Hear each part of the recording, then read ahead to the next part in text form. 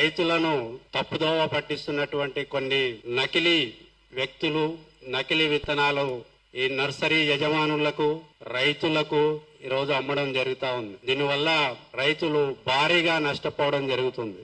రైతులకు పూత, కాత, పిందె రాకపోక రైతులు పెట్టుబడి రూపంలో, వాళ్ళ యొక్క శ్రమ రూపంలో, వాళ్ళ యొక్క సమయాన్ని వృధా చేసుకోవడం జరుగుతోంది. కాబట్టి రైతులను మరియు నర్సరీ యజమానులను మరియు ప్రజలను మేము అభ్యర్థించేది ఏంటంటే, నకిలీ విత్తనాలు రాష్ట్రంలో ఆంధ్రప్రదేశ్లో, తెలంగాణలో మనకు విచ్చలవిడిగా జరుగుతూ ఉంది. సో దీన్ని అరికట్టే విధంగా రైతులకు మేము మేలు చేసేది ఏంటంటే, మా తరఫున విత్తనాలు అనేది మనకు ప్రపంచవ్యాప్తంగా మనకు తైవాన్ నుంచి ఉత్పత్తి చేయడం జరుగుతోంది. తైవాన్లో మనకు తుఫాన్లు రావడం వల్ల ఈ సంవత్సరం ఉత్పత్తి అనేది గణనీయంగా నష్టపోవడం జరిగింది. దానివలన అన్ని దేశాల్లో, మన దేశంలో, మన రాష్ట్రంలో కూడా మనకు విత్తనాల కొరత అనేది ఏర్పడింది.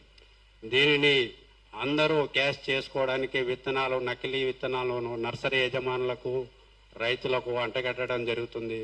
రైతులు తెలియక వాటిని కొనుగోలు చేయడం జరుగుతుంది. ఆ వ్యక్తులు ఎవరు, ఎక్కడి నుంచి తెస్తున్నారు, ఎక్కడ అమ్ముతున్నారు అనేది కూడా మన దగ్గర సమాచారం అనేది ఉంది. మనం నో న్యూస్ సీడ్ యొక్క ప్యాకింగ్ చూసినట్లయితే ఇది తైవాన్ ప్యాకింగు, ఇది తైవాన్ ప్యాకింగ్. మనకి ఇండియన్ ప్యాకింగ్ అనేది ఈ విధంగా ఉంటుంది. సో దీని మీద క్యూఆర్ కోడ్ కూడా మనం వేయడం జరుగుతుంది. ఇది చాలా సెక్యూర్డ్ ప్యాకింగ్. కానీ వాళ్ళు తైవాన్ నుంచి మేము తీసుకొచ్చి అమ్ముతున్నాం అంటున్నారు. కానీ తైవాన్లో జరిగేటటువంటిది, ఇక్కడ తైవాన్ రిజిస్టర్డ్ కంపెనీ కాబట్టి తైవాన్ నుంచి ఇక్కడికి సీడ్స్ ఇవ్వరు, కంపెనీకి మాత్రమే ఇస్తారు. ఇతని పేరు వచ్చేసి అభిజిత్.